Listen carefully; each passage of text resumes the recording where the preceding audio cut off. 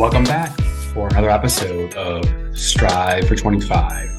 Joel Farrell here, and looking forward to sharing with you our guest. Back to another episode of the Strive for 25 podcast, and I've got an amazing guest today, and somebody I've known for a number of years now in Virginia Beach area, and this is Ellen Johnson, who is a realtor, entrepreneur, real estate investor, all the things. All the things. Hi, Joe. Thank you for inviting me on your podcast. I'm really excited to dig deep into this. Yeah. So for the listeners to kind of hear about what you do and who you are, kind of give us a little bit of a quick background. Okay. Well, I am a local agent here in the Hampton Roads area, and I've been doing this since 2008. Hubby and I, really, he encouraged me after tour of Afghanistan. I'm also in the military. When I came back, he said, "Babe, how about you just go ahead and get your license?" I was a little intimidated in getting a license, real estate license, but with the encouragement, went on and did it. Did real estate while I was in the military as well. And then in 2008, in 2010, I retired. I received my license in 2008. After retiring, he and I went hard on it and continued to do real estate and flip homes. 2007, as we all may know, 2007-8, the market plummeted and we were unable to continue on. And we stopped for a while. 2016, we start back up on it and been doing it since. That's awesome. So right here, right now, in terms of just ballparking, how many flips have you and your husband done along the years? We do about 20 plus buying and flipping homes. We're into new construction right now. We've built 4 homes in our belt and over 20 or more homes a year renovation wise. So 20 homes a year since like 2016-ish. Yes. Oh, yes. Since 2016, every year. That's about what we do, 20 plus a year. Mm-hmm. So getting your license in 2008 and getting into the game as a part-time agent, mm-hmm. What was that like, it being part-time and the learning curve and all the things you have to do? And because being an agent, there's a lot that goes into it. There's a lot of, responsibility that goes into that job too. So what's that like? Okay, well, let me say this. Being part-time in the military was very challenging. So I only really did it on the weekends. And as I grew a little more knowledgeable with the career, 2010, I retired. After retiring out the military after 21 years, I didn't want to go, and I wasn't confident enough in myself to go full-time by myself. So what I did was I hooked up with, and this was truly a blessing, I hooked up with a company called Simon's Homes. Simon Home was one of the first lead generated company.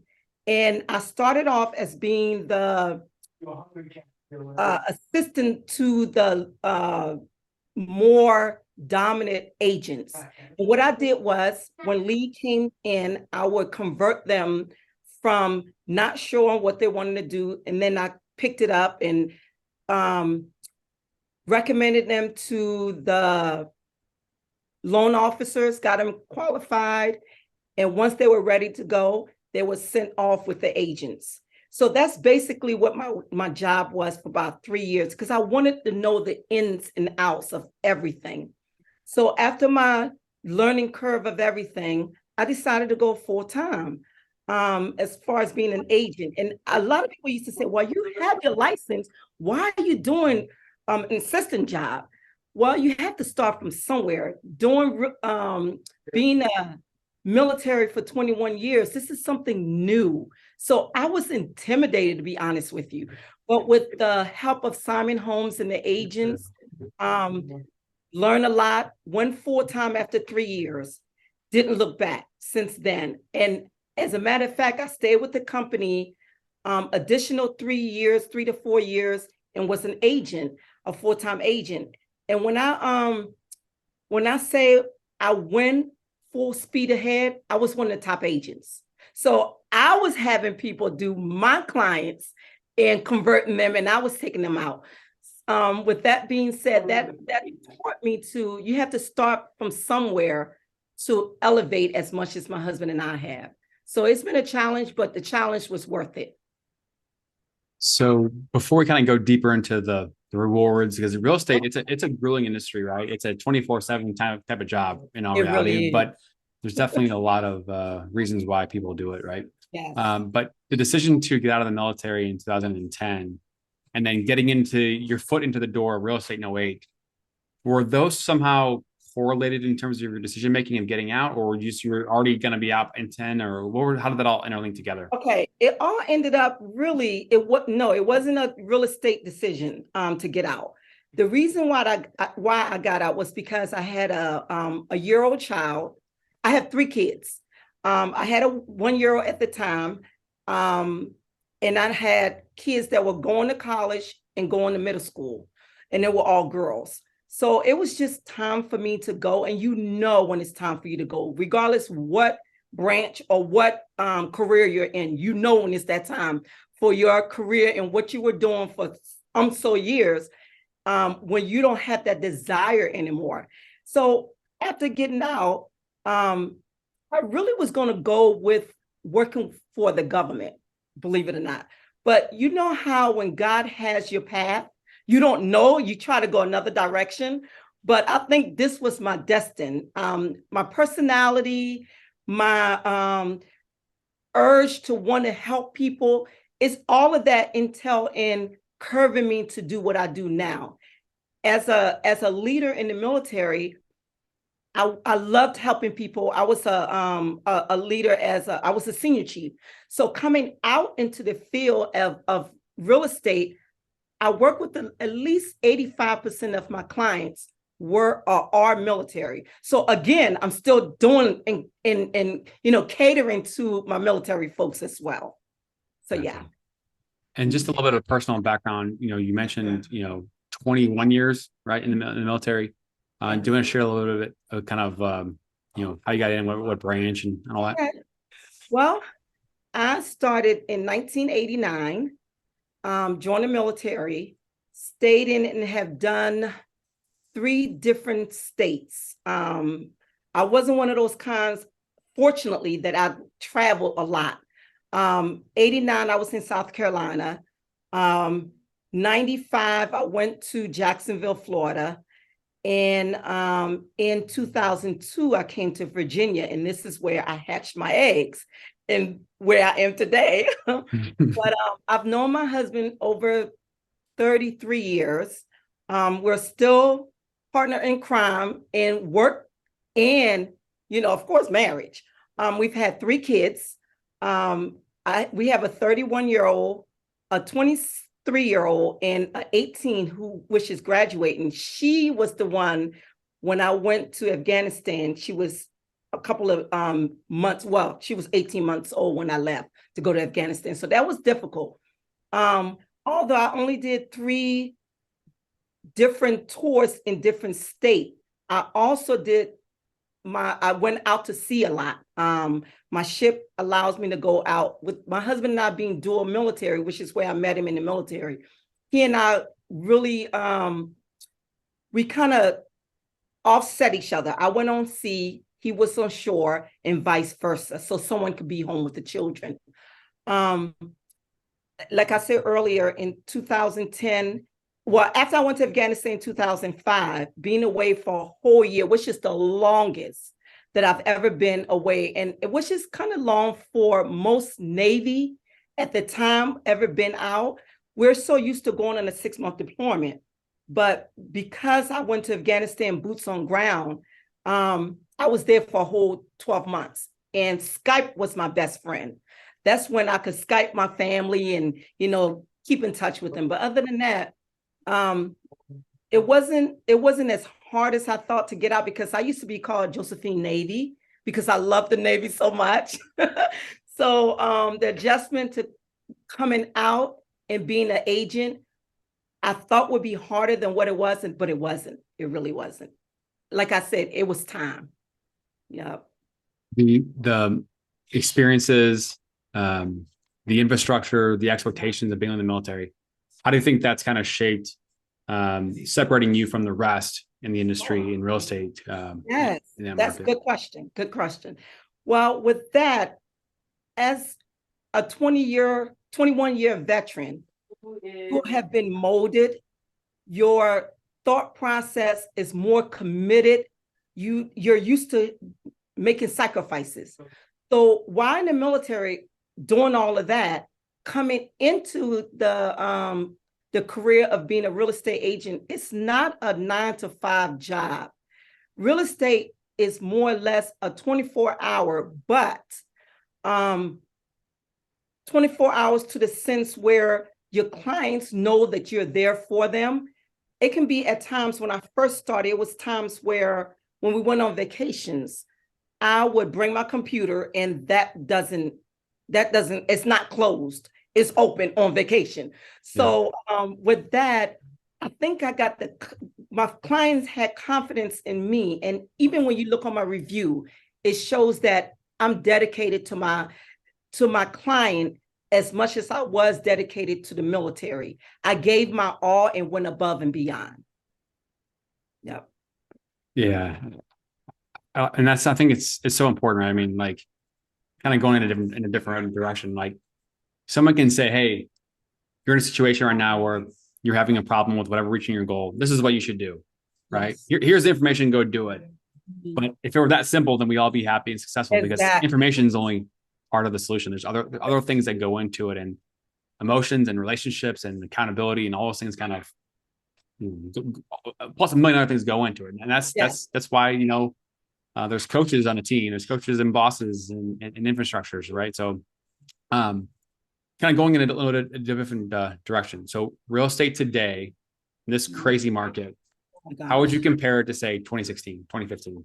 Oh my gosh. Let me just go back and say in 2020 COVID timeframe, when we all as agents thought, oh my gosh, we're not going to be able to have any clients because no one has jobs, because people are all home, they don't want to buy homes. No, that was the opposite. When I say opposite, we were getting contracts, not just, and let me go back. I also work with my husband, but I also have my own clients where I get leads off of Zillow and Realtor.com. So I have my own clients, and sometimes I'll bring them to my husband's when he's with his renovations and so forth. So with that, we were getting clients or offers on homes that were like triple the amount that we have ever seen before. You would, and I think it's all based on the interest rate. Interest rate were like 2.5-3%. So who wouldn't want to buy a home during that time frame? And I've been in since, like I said, 2008, I got my license. Since then, I've personally never seen interest rate go that low, maybe 4%, but 2.5-3%, that was what we were looking at during COVID and up to until maybe what? And then 21. A year, yeah, 21. But honestly, even now, even though it's slowed down, like maybe December, I'll say about October to December, January timeframe is slowed down because the interest rate plummet way up. Even though we're still a little up, people are still buying. I mean, there are offers. I have this client, let me just give you a prime example. I have a client that is willing to buy, but can't buy still because of multiple offers on one contract. It's ridiculous. People are still buying. So the difference is people are not hesitant with the interest rate as it is. They're still buying. What price range would you say that example you mentioned? What range is that in? I would say no more than 300,000. Okay. The 300,000 and less are the ones that are challenged because there's a lot of first-time home buyers that are within that ballpark. So they're having difficult time getting a contract.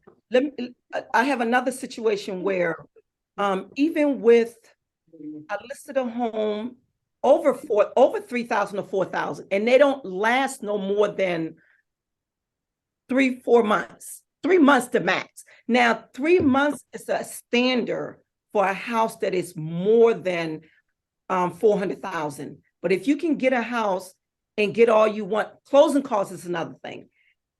Sellers are still not wanting to pay closing costs because they know there are buyers that are wanting to submit offers and not want closing costs. Yeah. So it's coming back up. Yeah. Yep. That $300,000 range, you know, that first time home buyer product that's out there, there's a limited supply, right? Because it really is. And kind of digging into the construction part of things, part of the conversation, right? You know, the cost of building have gone up so much in the last 2 or 3, 4, 5 years. Exactly. And so like you can't build a house for a certain amount that you could before. So like that first time home buyer stock, like it's a limited supply because you can't build it anymore at that price, right? Yes. Would you say like right now, let's call it a 1,200 square foot house or whatever size house that you want to kind of use.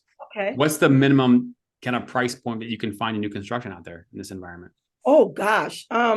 New construction, for let's say about 1,200 square foot house. And I know for a fact because we've had a couple that was on the market, and I'll come back to that. Okay.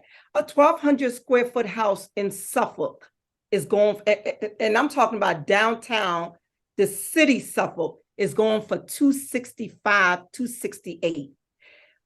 If you were a few years back, you could probably get it for in the high 190s, but now it's like 268, within that ballpark.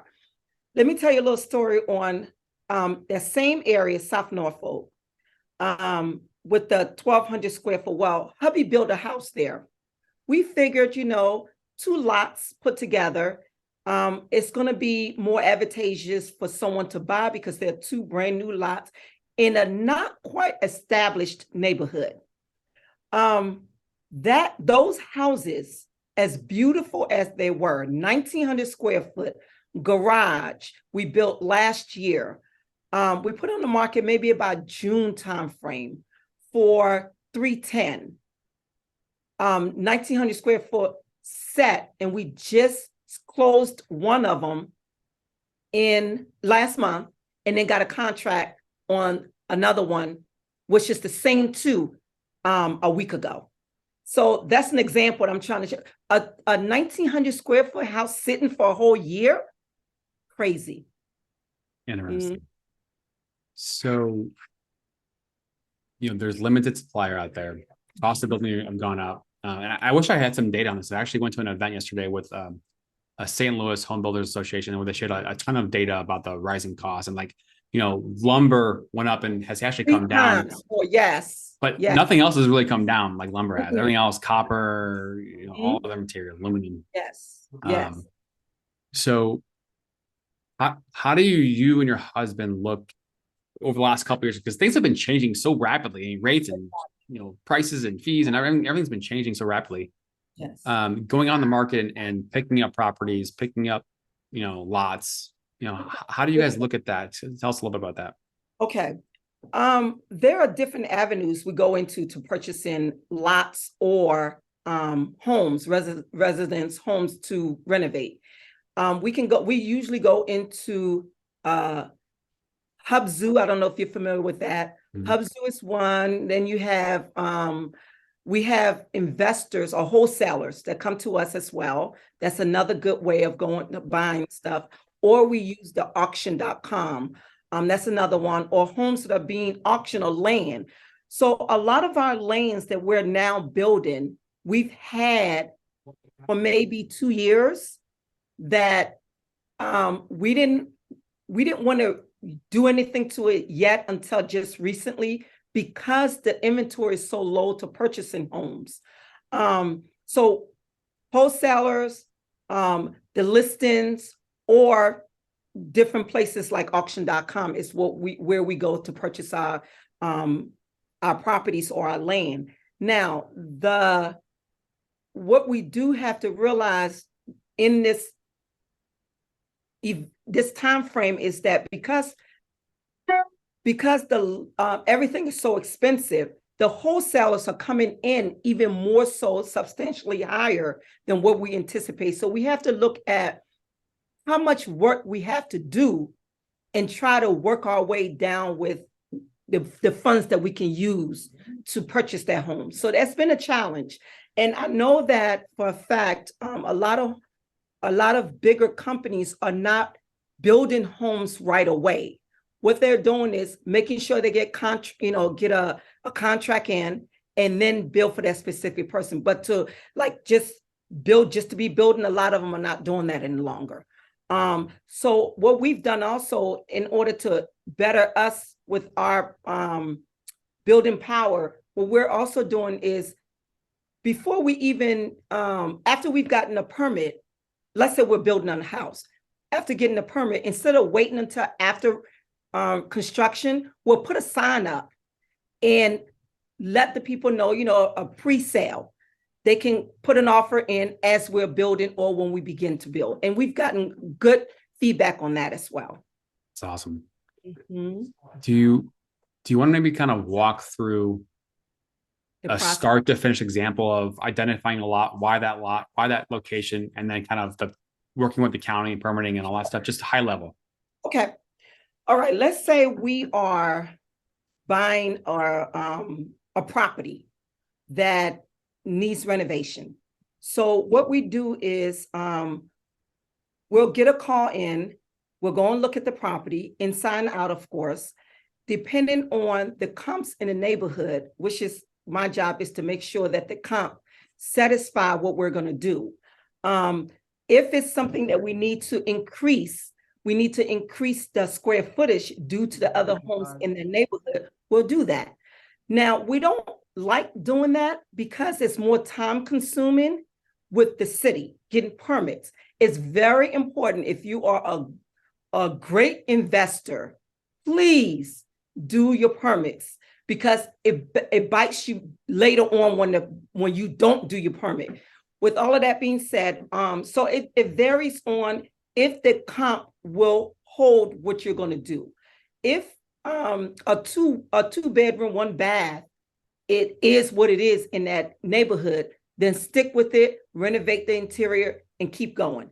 But if you can get something like a three bedroom, two bath, and you want to increase this, that will increase the square footage and give you more money, then it's best to do your homework that route. But that's how we determine if we want to or not add on square footage or stay within what we already have. Now, with that being said, once we do the permit, everything is good to go. We will then start the renovation process. We have a crew making sure that electrician, plumbing, all the specialties come in, do what they have to do.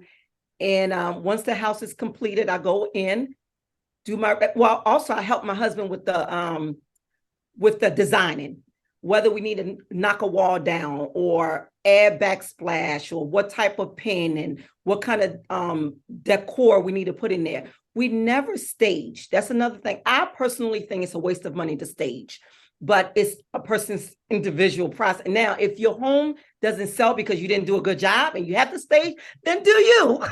But it's been successful. We never staged, so we move forward with putting our house on the market. And I would have to say the longest, besides that new construction, the longest our home have stayed on the market would be at least a month, if that. And it depends on the location. But it's always, our house are always done to the taste where it blows a person's mind once they go in. So that's the renovation process. Now for the land process. Hold on. I want to just take a little of time to dig a little bit deeper on a couple of things. Okay. So first off, for listeners out there, where can they find you on social media?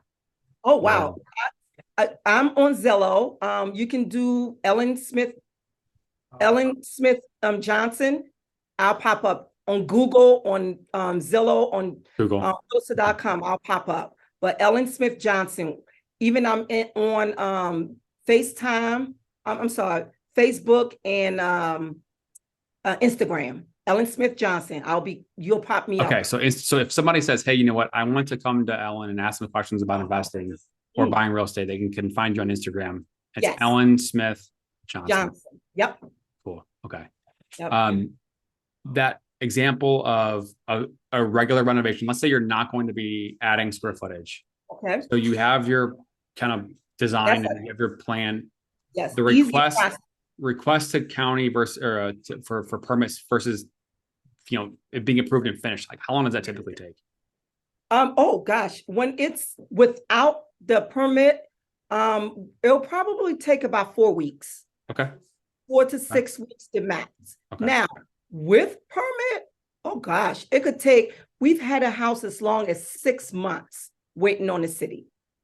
And then it also depends on the city you're going through. Different cities do their process a little different. It could take one city longer than the other. So yes, that's also that as well. Okay, because you're talking Virginia Beach, Hampton Roads, or Hampton, Suffolk, or Norfolk, the 7, Chesapeake. 8. Yeah, Chesapeake. There's 7 of them. So you got Norfolk, Suffolk, Hampton, Williamsburg. No, not Williamsburg. Newport News. Does that count? Newport News. Norfolk. What else? Virginia Beach, Portsmouth. All of those. Okay. And every municipality is going to have different requirements, timeframes, people doing different things. Mm-hmm. So for you guys, do you have kind of a core areas that you decide that you want to invest in, or you just find it? No, wherever. Well, at one point, maybe about 3 years ago, we used to just do Portsmouth and Chesapeake area. But when the market started restricting with land and properties and so forth for us to purchase, we're now going wherever we can. We try not to go further than, let's say, Portsmouth. Not Portsmouth, I'm sorry, Newport News. We've done Newport News, Hampton. We've done everywhere, to be honest with you. It's nowhere we have not stamped our identity. We've stamped our identity everywhere due to where market takes us. So the different areas, right? And then getting your crew out there. Yes. Do you have to use different crews for different areas, or? Oh, you stick with the same people. Cool. So you get the same quality of work. Cool. Okay. Mm-hmm. So you get that permit. Mm-hmm. Then what happens next after that?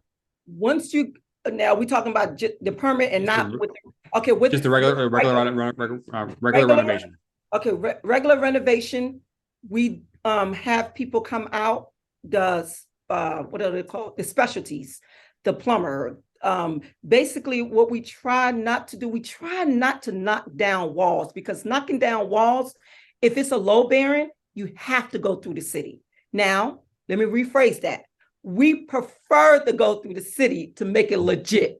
But a lot of people, be honest with you, if they're working inside and not the exterior, they don't go to the city, which I highly recommend.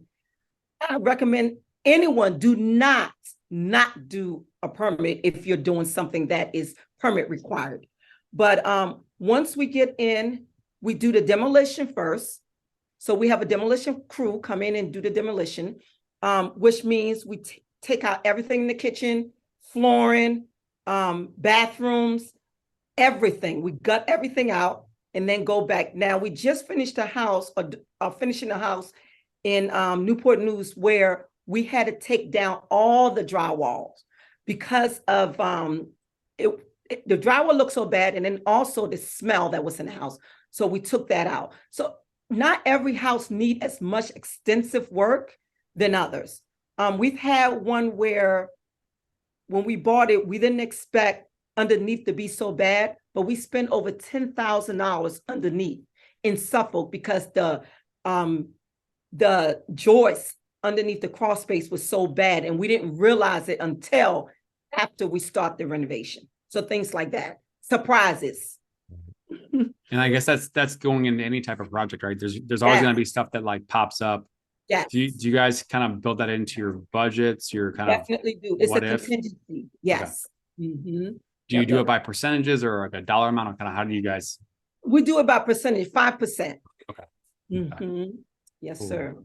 So, from a planning standpoint, when you look at a project and you say, hey, this is going to be a regular reno, we're going to gut it, we're going to redo floors, cabinets, kitchens, bathrooms, because you've done it so many times. Yes. When you walk in a property, are you able to just pretty much guesstimate it just by sight? Or Exactly, we do.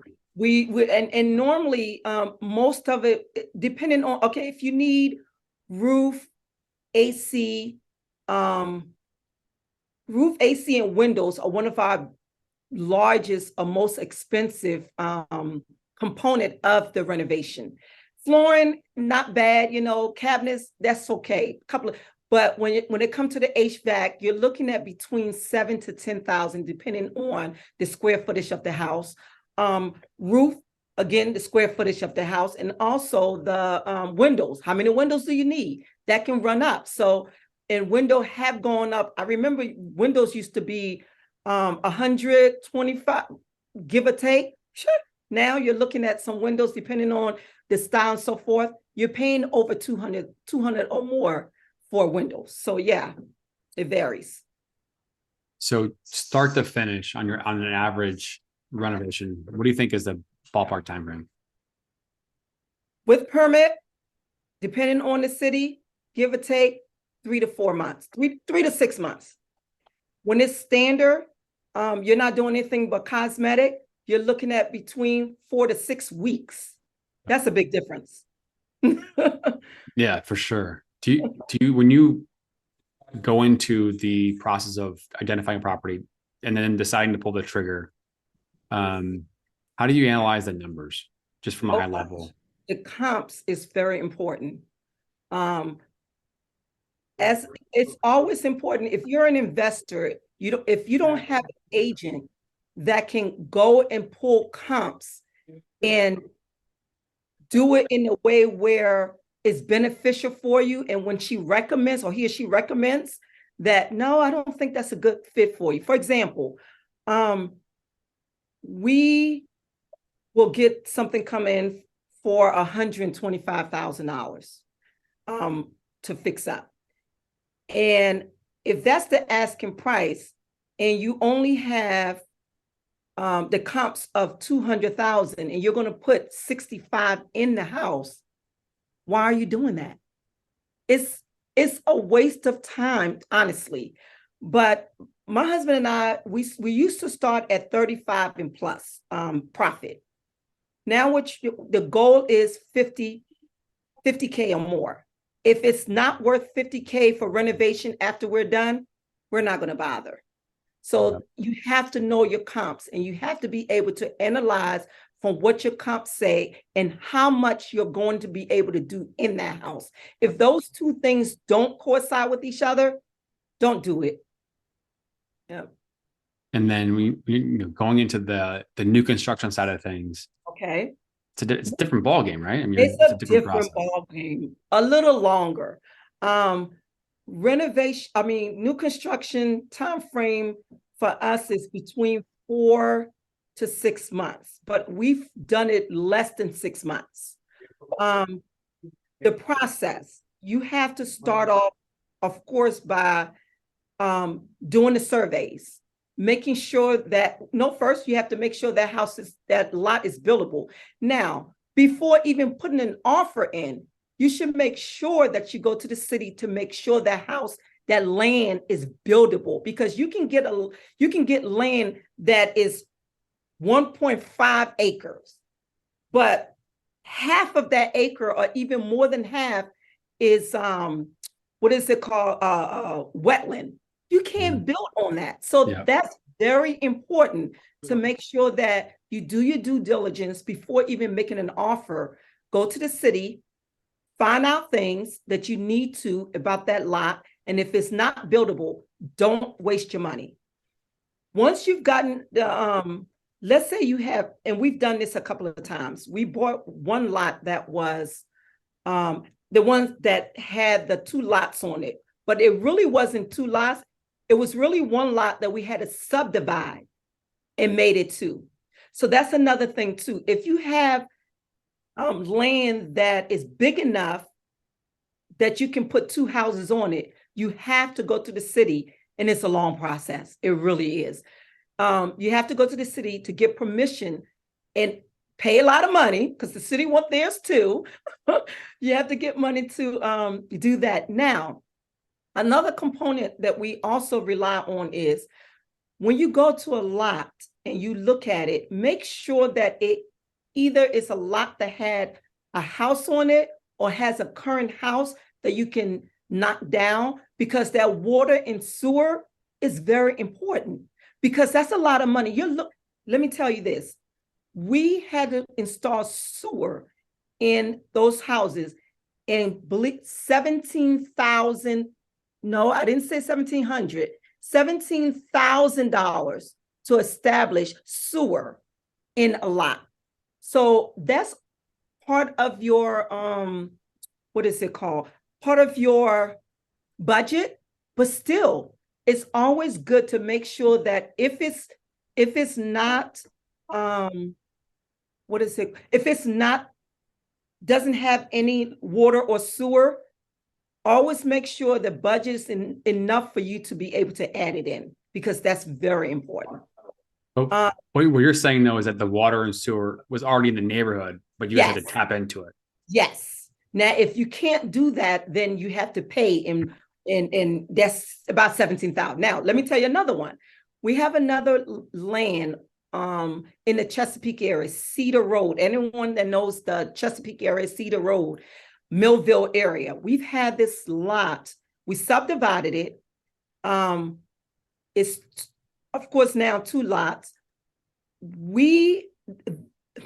It's a newer area. However, the sewer, we can't tap into it any longer because there's so many other people that have tapped into it. Guess how much that is to start anew? $100,000. So being a new builder or being a new investor or wanting to do what you see others doing, it's not easy. You have to know the ins and outs, and knowing that those are minute things that the average person don't think about until you get into this business. Yeah. So we talked about your journey in real estate. Did your husband always want to be a home builder? Like when did that happen? No, hubby. Well, let me start off. My husband is he's an individual that his mind is always moving. He's built to be an entrepreneur. I'll give you a quick story. I was in Afghanistan, crawling in the ground, in the dirt, shooting weapon. My husband wanted to go to school. So I said, well, baby, I don't know. Everybody's not for school, and you might be one of them.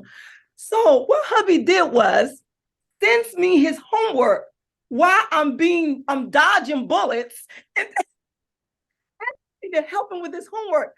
Babe, this is not for you. I think you need to be an entrepreneur. So anyway, he did the military, did 24 years, got out as well. Did some odds and ends with Centera Hospital.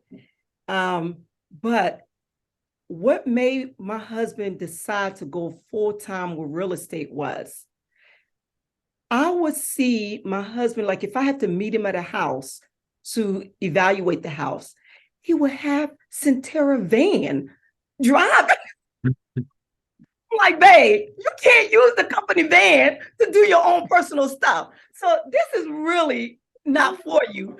So that was one of his main key to make him decide that he's making more money renovating than he is at a $41 an hour job. It was time to go because the job was restricting him to be as independent as he wanted to. So with that being said, he came to me one day and he said, babe, I'm going full time. And believe it or not, most wives would say, are you serious? We can't do that. We have bills to pay. But no, I had faith in him. And I knew that with the passion he had to do what he was doing for the past few years, I knew he could go full time and not look back. And that is what he did and has flourished since then. That's awesome. So Yeah, that's I the story mean, behind my hubby. that's kind of, part of the reason I asked that question is that like if somebody's asked me in the past, hey, how long would you want to do a podcast? I'm like, since like July of last year, like it just kind of happened. Like it's just okay, you've been on a path and you start doing things, and like one thing leads to another, and another door opens, and it's like, okay, well, I'll just do It it. is. It all works out like that. Yeah. So, when you're talking about new construction, right? There's a massive shortage of inventory out there. Yes. So, building a house that's filling a need, right? Yeah. For many different communities, across the country. I think Yes. I saw a stat that like there's like a 5 million amount of home shortage, national shortage of homes that the amount of build versus the people that are Wanting. new household that are opening, $5 million shortage. Like Mhm. you can't make that up in No. a year or two. I think it's like a 3 or 4 year backlog of build that needs to happen. So prices going up, rates going all over the place, right? So how does that affect your decision making of hey, am I gonna go take the next step to buy a house, buy land, buy the next thing? How do you guys factor all those moving components into your decision? Good question. And before I even move forward, I'll have to give God the glory for that, because all that we do, even though it's based on our knowledge, it's the wisdom that we were blessed with. And with the wisdom comes, okay, when we were buying homes last year or land or a few years back, we didn't know it would be beneficial for us now, because the land that we're building on now is what we bought a few years back. When we are buying home, to answer your question, when we're buying home, the decision factor is how much am I going to put in this house? And what am I going to, what's my profit? Real estate or renovating or selling, renovating or new construction, it's not just what you can make the profit. It's more so to have reoccurring sellers and buyers. And that's what I base my thought process on, even as an agent, brokerage, or as working for my husband. You don't just focus on the money you're going to make. Focus on how you're going to make people want to come back to you. Customer service, committed to them, giving them the product that they want. Now, we could be one of those investors that go in and put the cheap stuff in. No, we put ceramic flooring in the bathrooms, in the wet area. We have laminate flooring throughout. Painting the whole, we gut out and do our best in what we do. And with that being said, that's how we more or less are getting the reoccurring clients, or people sending other people to us because of the work that we do, and we go above and beyond. So to do and go above and beyond, you have to start from number one. You have to know, okay, do I have enough funds to do this? And when I put it on the market, is this something that's going to be looked upon as the quality of what the price we put out there for, or is it just something we threw together and don't give a rat's behind about the clients? So that's more or less being in this work. I think is you have to have integrity. That's another thing. You have to have that integrity in knowing that you're doing it for someone that is going to be living in it, that will want to come back to you or give you the referral. Love it. Gonna go in a different direction here. So I've kind of asked this question to a few people on the podcast. When you do stuff, right? People notice whether they like it or not, or they say something to you or not. People notice what you're doing, especially people that are close in your inner circle. Real estate's not easy. Building a house isn't easy. Doing renovations is not easy, and not everybody is cut out for it. But I am there to argue that if people want to get into real estate and build wealth, that if somebody wants to do it, there's a pathway to do it. It just may be different than somebody else's. Yes. Have you seen somebody in your circles, friends, family, coworkers, whoever, that maybe said, hey, you know what, like I can't do that, or I don't want to do that. And then all of a sudden, like time goes on, they see people doing things and sharing ideas and advice. And all of a sudden, like, okay, maybe I can do that. Yeah. Yeah. Have you seen somebody like that in your I circles? have, and it's more or less, as a person in the business and been in the business for a while, I like to, knowledge is key. So educating people to let them know that the ins and the outs of real estate, whether you be an agent or be an investor, you don't just want to sugarcoat everything. You want to also let them know the good and the bad. What are the steps you need to start? A lot of people will come to me and say, hey, Ellen, I heard I can go and be an investor without any money. Well, it depends on what direction you're going to take, because you need money for everything. So let's say you have a wholesaler that wants to, well, you have an investor that wants to invest, okay? You may not need money to purchase that house per se, because you're going to go through a hard money lender.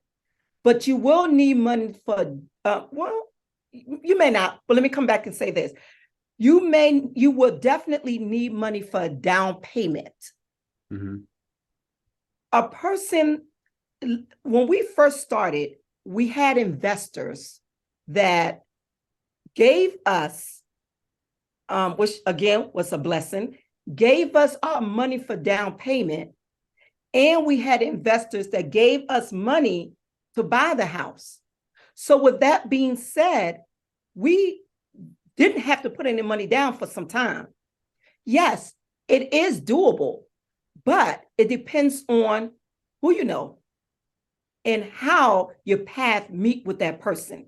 So what I'm doing may not work for you because you haven't come, your path hasn't crossed a person that is willing to give you money and trust you with their money.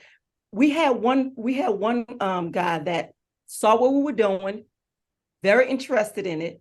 He said he wanted to invest with us. And we also do investors that he said he wanted to invest with us. We said, oh, okay.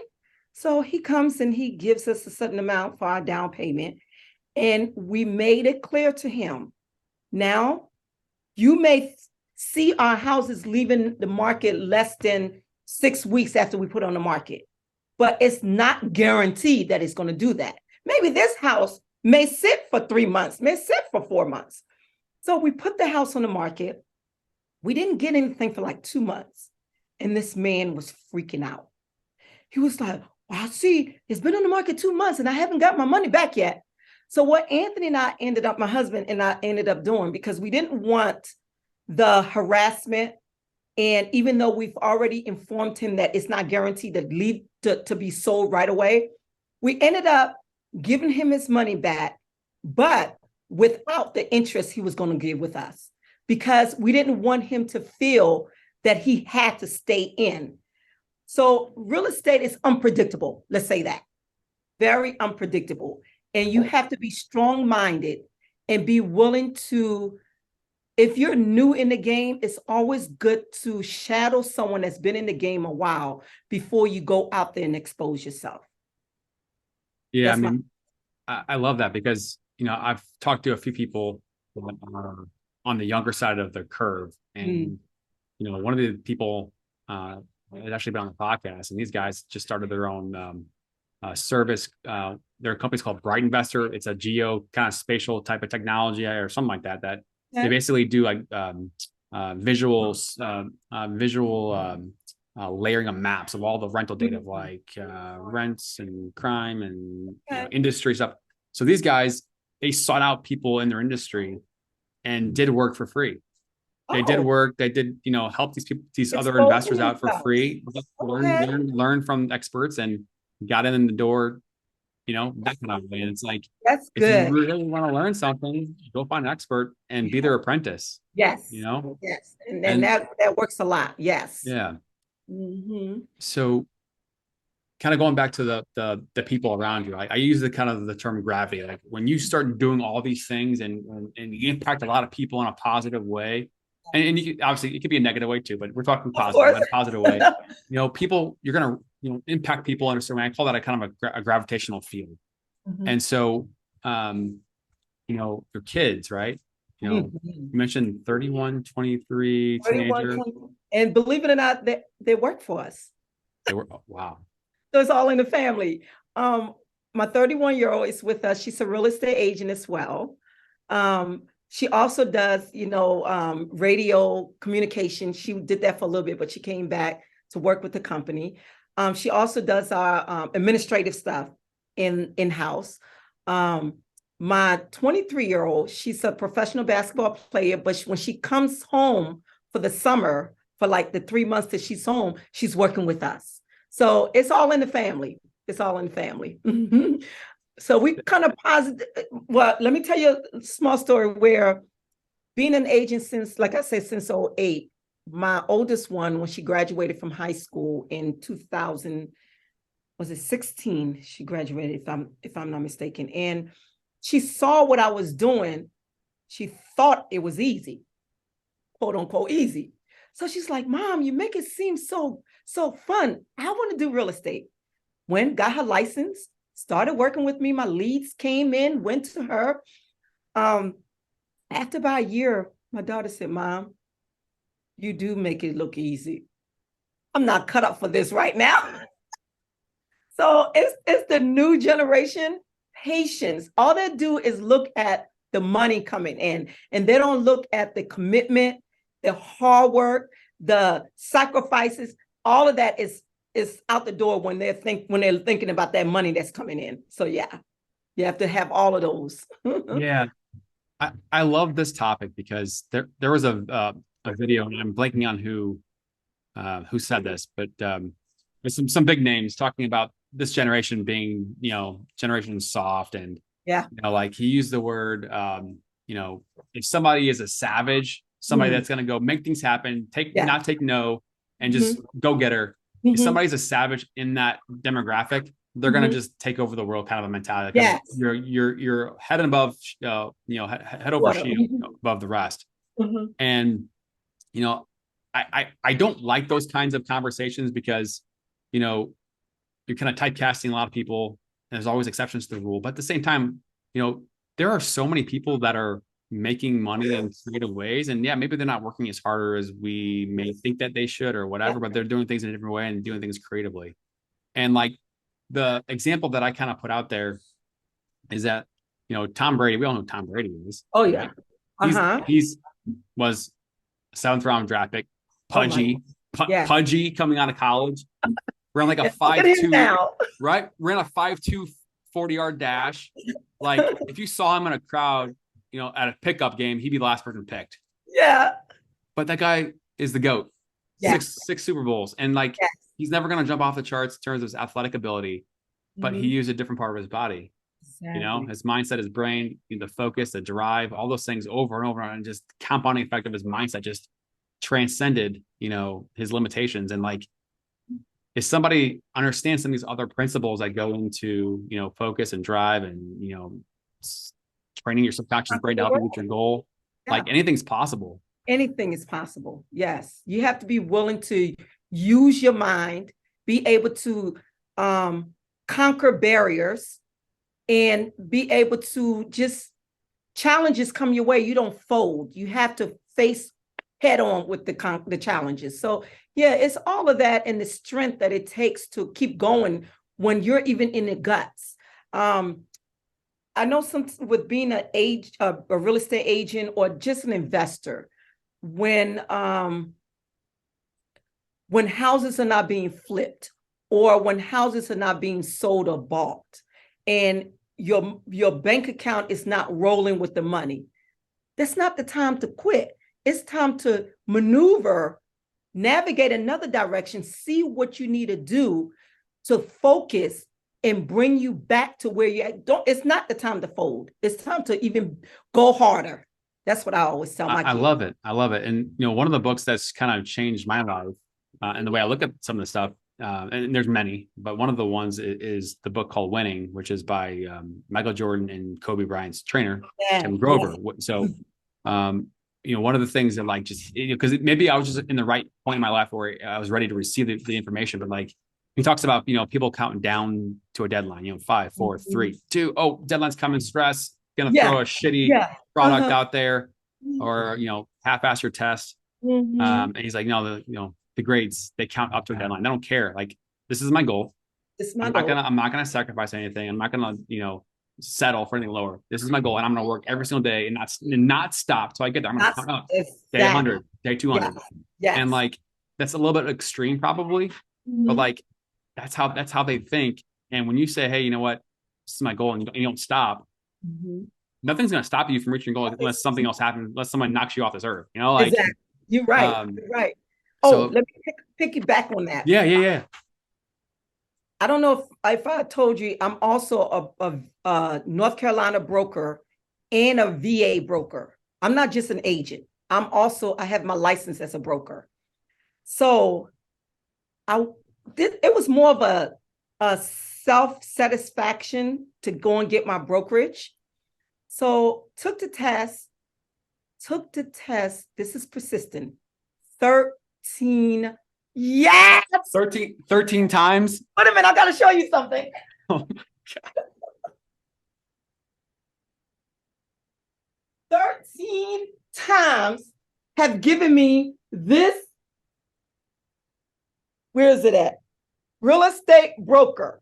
That's what I am. After 13 times of taking the test. So with that being said, it shows my kids that you don't give up.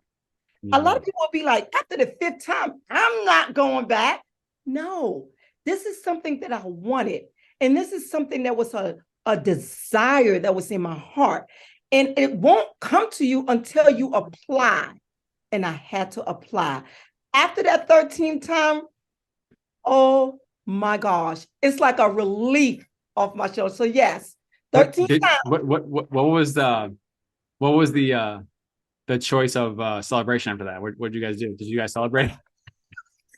So exhausted, I didn't want to sleep, a nap. The crazy thing, right? It was like I kept missing it by less than 3 or 2 points or 1 point. It's like, what is going on? But yes, kid you not, 13 times, $65. I paid Deport quite a bit of money going to take that test.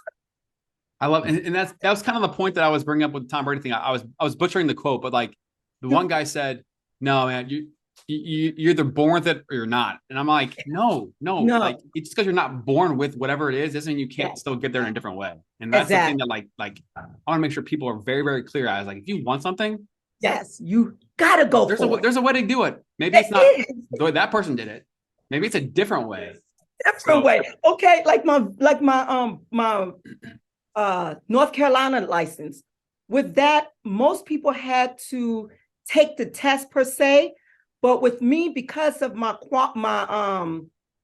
real estate years and experience and so forth, there was a different route that I took to get my license for North Carolina. So I got it. So it doesn't matter what direction you take. If you're persistent and that's something that you want, what's good for the next person, you may have your own route to get into the same place that they're at. Yeah. So, I asked a different question. Okay. What's the biggest thing that you've learned along the way that was a failure? Maybe it's a failure, or maybe it was a struggle. What's something that's just changed the way that you look at things in the industry? I got a good one. My thing was how clients, you can do all you want to do for that client, or you can go above and beyond. You can, oh my gosh, do whatever, you think is the best for them, but you can't satisfy everyone. And I had to realize, as I got more experience and more of a veteran in this business, that as much as you try to satisfy people, not everyone is going to receive you as you want them to receive you. So if you take these people out to, and this has happened couple of times in my early days, I will go 9 o'clock at night showing clients because they work late at night, and I'll take them to look at houses, or I'll on my vacation looking at properties for them as I'm online, going above and beyond.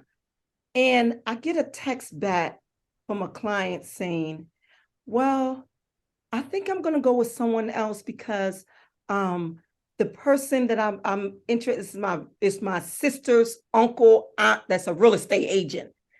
It's like, I've done all of this for you and you're going with some. So always accept that if you get a rejection in this business, don't take it wholeheartedly.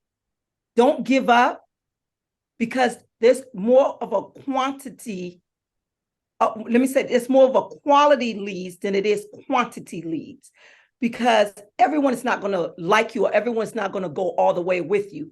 But the little that you have are the ones that you've made a big difference in their lives, and they show you and appreciate it. So I had to learn that as I got more experience in this game. Not an easy thing to be able to deal with. No, it's not. Mentally, it is not. Yeah. So somebody, who's 25 years old, just going to use a random number. Okay. I'm a real estate investor myself. I believe that real estate is powerful. Yes. For various reasons. And I kind of use this example many times on the podcast and storylines, is that, we call it the stair-step method. Buy a house, live in it for a couple of years, save up, buy the next one as a slight upgrade, turn the old one into a rental. And you do that a couple of times. Yep.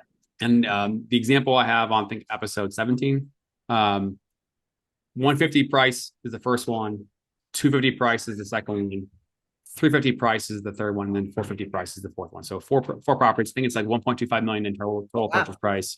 Awesome. And then if you do the math on that scenario over 30 years, and let's just say 4% appreciation, that's a $3 million portfolio. Yes. Which is massive. Yes. Right. But by knowing the process, knowing a formula, and putting 5% down, or even less potentially, so low money down to be able to build a portfolio. The average age right now from National Association of Realtors is, I think, 36 for the average age of a first-time home buyer. Okay. So someone who's 25, they're getting pushed out of the market in so many different communities and geographic areas in terms of being able to afford prices, rates, the money that you need to be able to have for a down payment and closing. Like, it's much higher, and not everybody's got that.